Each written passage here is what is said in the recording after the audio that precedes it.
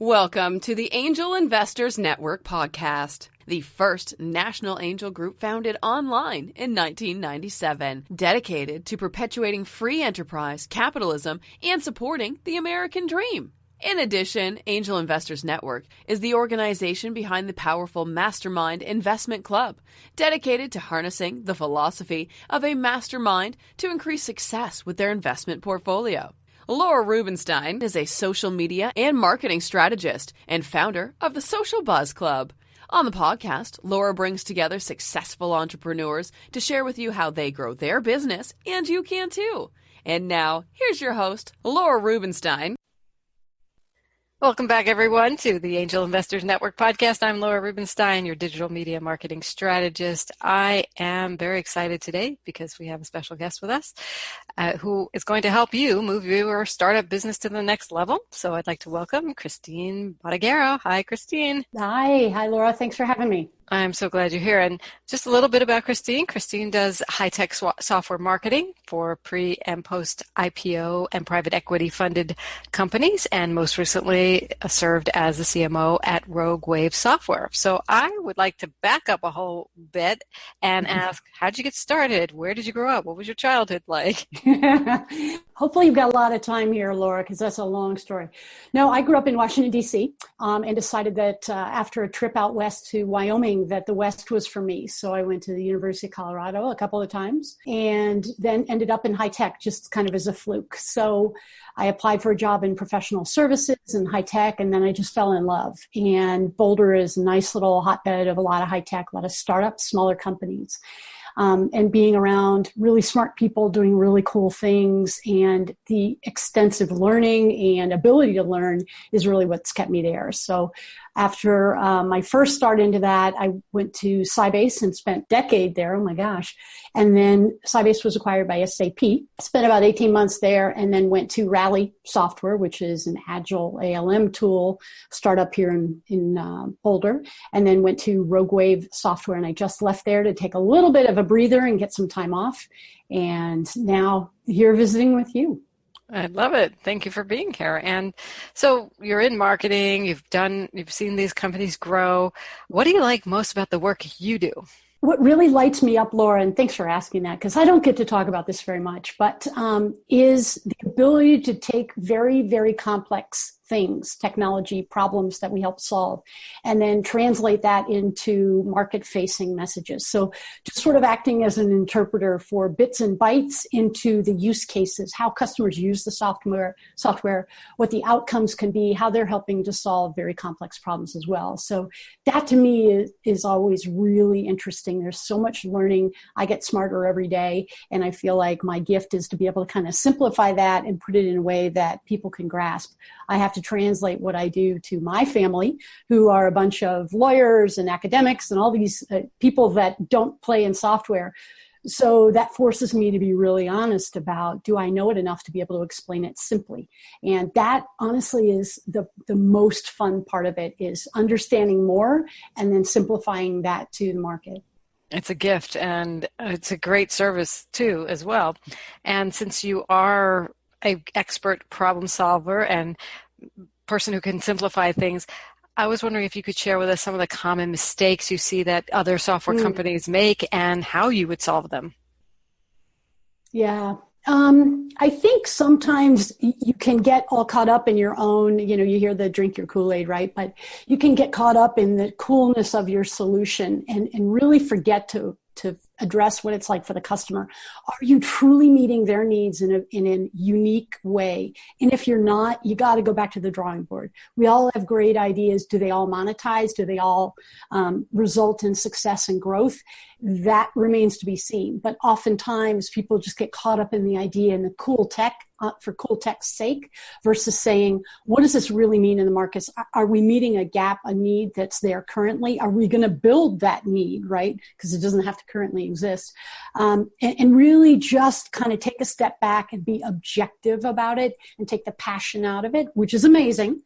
I love a passionate startup, but really just kind of put that hat on of saying, is this really something that is worth investing in both time and resource? I want to dive deeper into something you just said, which was, if there isn't a need, are we going to create a need? Have you seen a company do that? And if so, how did they do that? Yeah, I wish I had the magic sauce on that, but I think it's about educating on a need that you didn't know you had. For example, I love to use the iPhone one, right? Like, who doesn't have one of those? And if you don't, good, that's great. But before they came along, my flip phone was just fine. I could talk to my mom, I could call into work, and then all of a sudden, you give me all this capability and I can't get enough of it, right? What do I have in my fingertips? So that's, to me, the purest and I think most understandable example of building a need that we didn't know was there. It was an unmet need that you have to educate on. Well, of course you have games on there. Of course you have apps. Of course you have all these things that now, like, people scroll through 4 or 5 screens to cover all the apps they have on their iPhone or whatever their smartphone is. Mm-hmm. But developing that need for a smartphone, it created a new category, right? And then other people came to meet that need. So that, to me, is, I think, the simplest example. There are others, but, I didn't know I needed it until you told me I did. And now I can't live without it. Yeah. Because there was a hidden need that was being fulfilled or hidden, something that made life somewhat easier in some way, it sounds like. So it's there, but it's not really there.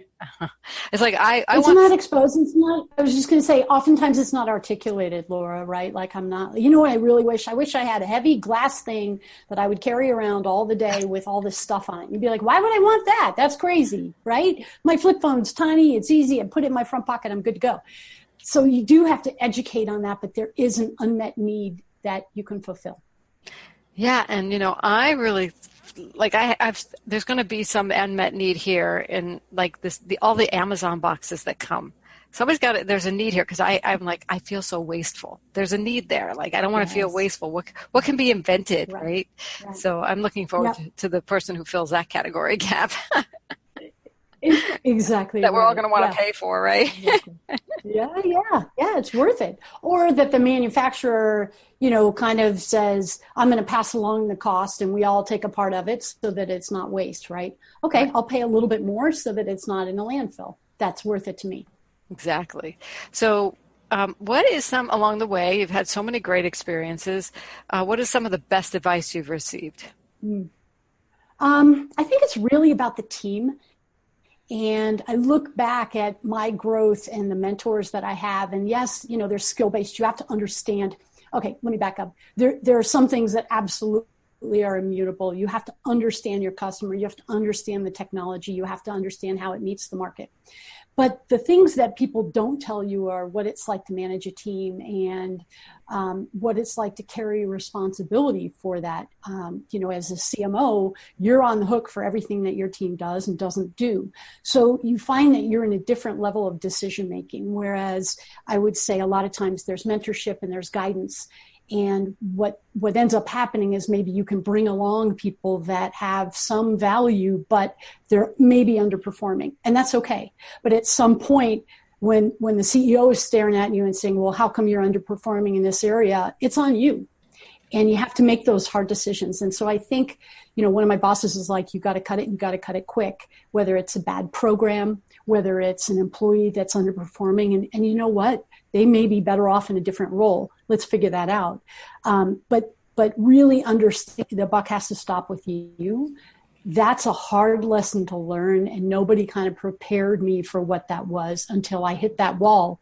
And I was like, oh, wow, it's just me on the hook here. So what does that look like? How do I make decisions in a balanced way, of course, but still understanding that there's no buck to pass uphill?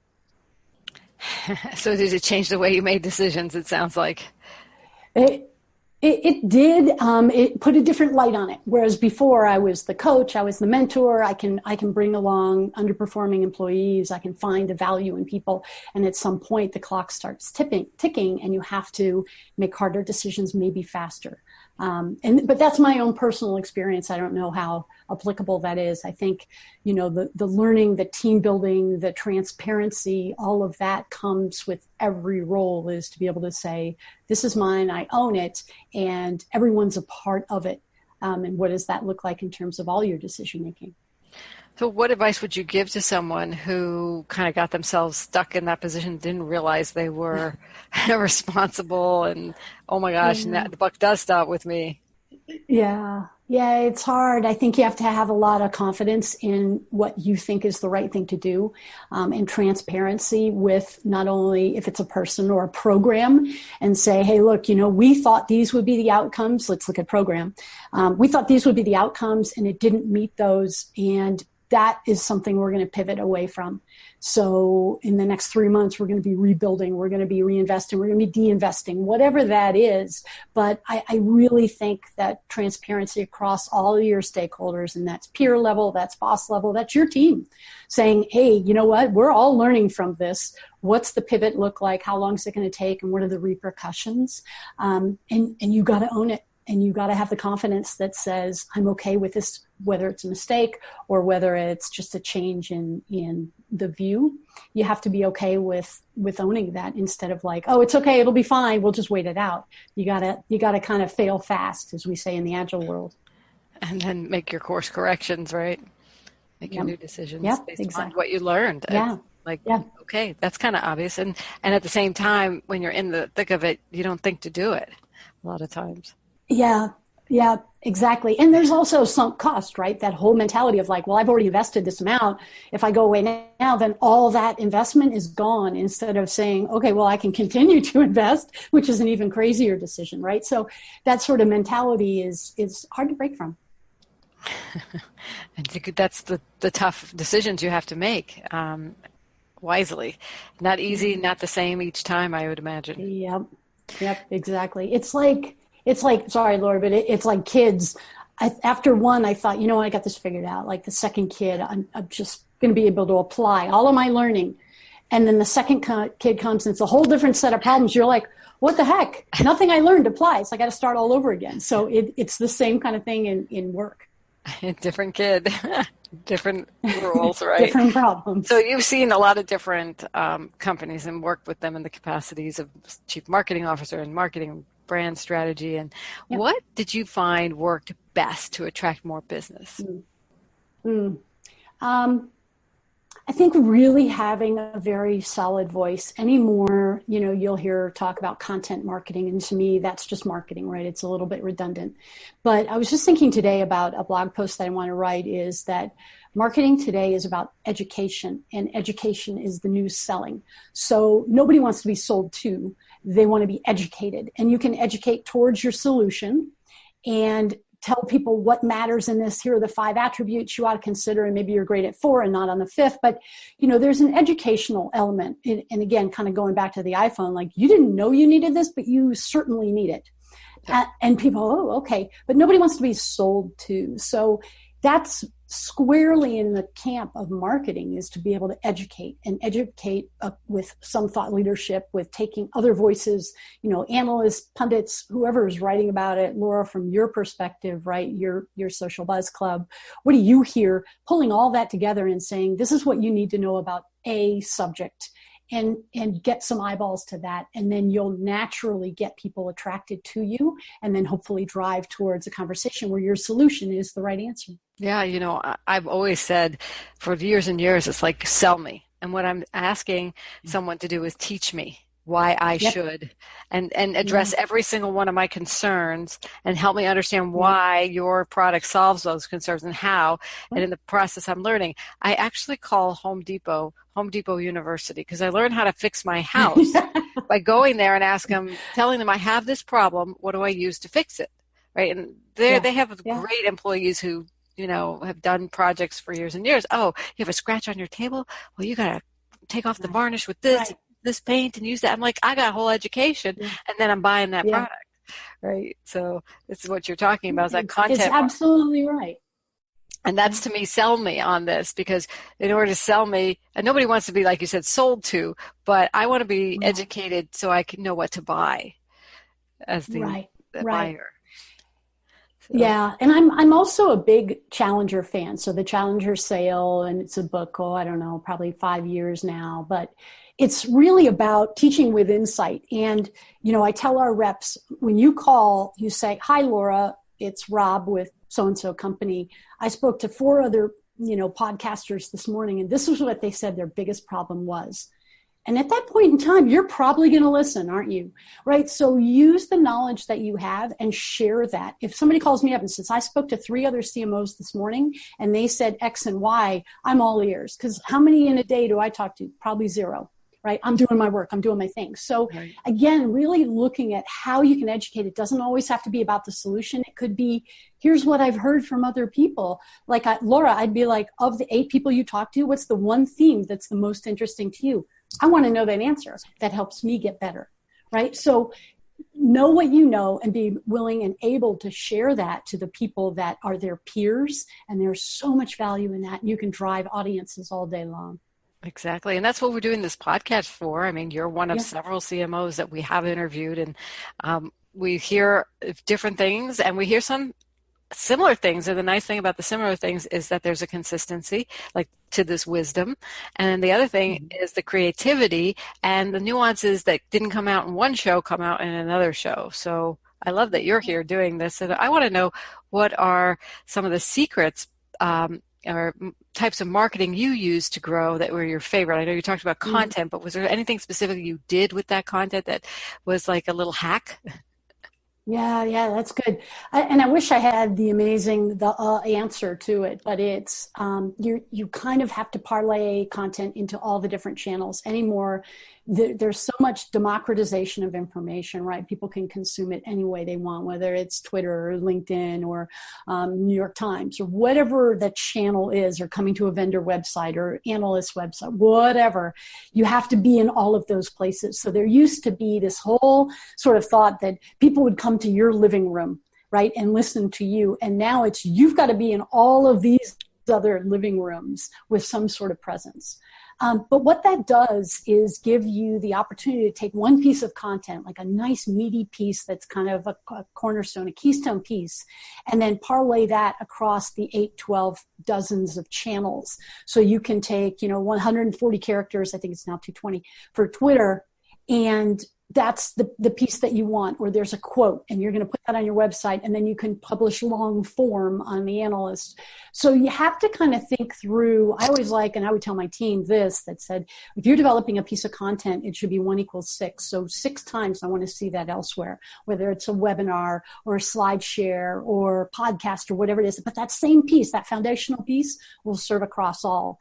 And then basically, Laura, it's about a process of elimination, seeing what works, where your audience goes, and then you'll be able to double down on that. Wow, they're really heavy in Twitter. I was just reading something that said a lot of developers who I used to sell to will use Twitter as a source of information. That's like their source of information. I was like, wow, I thought it was Google. Nope. So what does it look like to be there? What are you putting out there? Knowing that they're looking for information, do you give a tip of the day? Something like that. So you'll see patterns, and then how can you maximize that? And there's no one size fits all, that's for sure. Analyzing the results is really key to knowing what to do next, so that you're not just doing the rinse and repeat, you're improving. Exactly. That's really great. Exactly. Yeah, and I always tell my go-to-market folks, like 15% of your portfolio is pure experimentation. We've never done this before. We're going to try it, because what works today will not work tomorrow. So what have you got to backfill what worked today, right? Yep. And marketing changes. We have to keep evolving. You've seen a lot, I'm sure, of different marketing, because content today is completely different than content 10, 15, and 20 years ago. So I love that we're in this content marketing age to be even more redundant there. Right. But, because now you have more ways to get out and be more valuable to people, and they want it. They're craving that. So tell me, what have I not asked you that I should?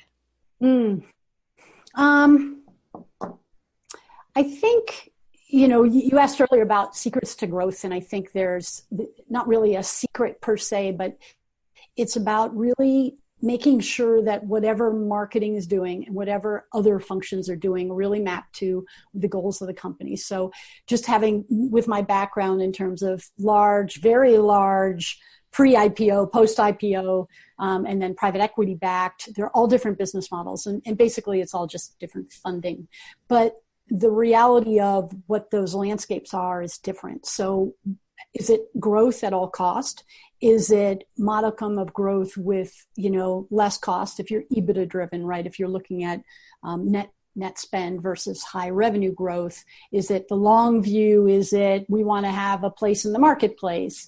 Is it a category definition? So what I would say is that, again, there's no easy answer, but you have to make sure that whatever you're doing is absolutely in line with the corporate mission and the goals, because the marketing mix and what you put together as your strategy will really be different depending on what those near and long-term goals are. Is there a success story you can share with us of a campaign you've run or a growth time that you want to share from your history? Yeah, I think it was interesting. So when I joined Rally, it was, I can't remember how many people, maybe 150. So pretty reasonable size, past that kind of first inflection point, but looking towards IPO. And what was cool about that is we were educating on an agile methodology. So agile is a way to develop software faster and more efficiently. So it wasn't the product, but the product supported this methodology. So the ability to educate was super powerful at that point in time, because it wasn't just here's a tool and you need it. It was more understand agile and how that works in your teams. And then here's the tool that supports it. So I really, what shifted for me was the ability to really focus on the education. So we would do agile cafes all over the place, and they were in-person events, and people would understand agile, what the ceremonies are, the meetings, how you run an agile development team, and then, here's a demo. So it wasn't leading with the product, and that was different. And I carried that with me in terms of saying, okay, let's not put the product first. Let's think through what it is people want to learn and understand, and how does our product help them? So that kind of shifted the paradigm for me. It also taught me to be an agile marketer, because every week we would come out with a new release, right? So agile is always developing. And every Friday there's a brand new product. Okay, well, they changed one button from light green to dark green. As a marketer, that doesn't give me a big launch. I can't go, ta-da, here's our new version. So what did I have to talk to the market about? What was interesting? And it was those small incremental things. You kind of had to batch them. You had to find another flavor to go to market with versus waiting for the big launch. Microsoft Sierra is here. That's a big launch. These were small launches, incremental. You still have to market. You still have to drive demand. What did that look like? So that really shifted a lot of my thinking. And then I was able to carry that forward into subsequent roles. That's great. A great example, too. So what would you like to leave us with, and what's next for you? I'd really like to know. Oh, yeah. Well, that remains to be seen. I'm looking for my next adventure. I'm talking to some folks here, but it's really nice. I had a little bit of time off, which was amazing. And now I'm kind of saying, okay, what do I want to get involved in, and what can I get excited about? And it's nice to be able to be a place where I can be a little bit selfish in that I can get excited about my new gig. So definitely looking for that. And I would say leave with that there's no wrong. And there's no right in marketing. You just got to try a lot of different things. And, hopefully your team will come with crazy ideas. We would always have a crazy idea section in our team meetings, and they were crazy, and some we executed and some we walked away from. But I would just say you always have to be moving. You always have to be trying new things, and you can't be complacent around the things that worked. And double down on those, absolutely, but they may not be where you can invest in the next 6 months. Things change too fast. And if people want to connect with you, where should they go? That's a good question. I'm on LinkedIn, so easy enough to find if you can spell my last name, and that's the trickiest part of the whole deal. And then I've got some blog posts too. If there's anything that people are interested in or any comments, I'd love to hear it. It's really helpful for me. Is that where your blog posts are on LinkedIn? Yeah. Okay. I just put them up on LinkedIn. Okay. Yeah. So it's Christine Bottagaro. Thank you so much, Christine. We will, and of course, your name is printed on all of our sites and on the iTunes and description. So I think people will have a clue, and we can be in touch with you. And we'll be back with another episode of the Angel Investors Network podcast very soon. We'll see you on your favorite podcast app. Bye for now. This show has been produced by Market Domination, LLC. To discover how you can have your own show completely done for you and turn it into a real published book and become the authority in your marketplace, go to www.marketdominationllc.com/podcast offer.